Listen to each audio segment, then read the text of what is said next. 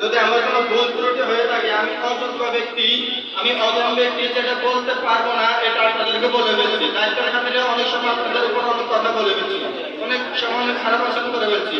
সবাই দয়া করে নিজ গুণে আমাকে ক্ষমা করে দিবেন। হয়তো বেশিতে বেশি হলে আজকে রাত আপনাদের সাথে আছি, হয়তো কালী জায়গা থাকবো না, চলে যাবো আপনাদের সবাই ছেড়ে।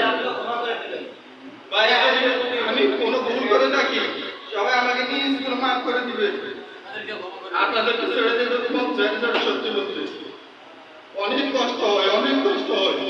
40 দিনে আমি বিগত যে 14 বছর পড়ালেখা করছি, 14 বছর যা না পাইছি, 40 দিনে আপনাদের কাছ থেকে আচার ব্যবহার মায়া মহব্বত দেখে আপনারা যে আমার মনটা কেড়ে নিয়েছে, সেটা বলার মতো না।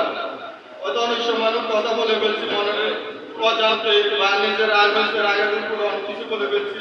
সবাই দয়া করে আমাকে ক্ষমা করবেন এবং আমাকে ক্ষমা দৃষ্টিতে দেখবেন।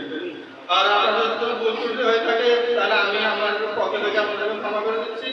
আল্লাহ যেন আপনাদেরকে মাফ করে দেয়, আল্লাহ যেন আপনাদের যে বাকি জীবনটা আছে বাকি জীবনে সফল কাম করে, আলোকিত করে, উজ্জ্বল করে, এগুলো আমি আমার বক্তব্য শেষ করছি। আলহামদুলিল্লাহ।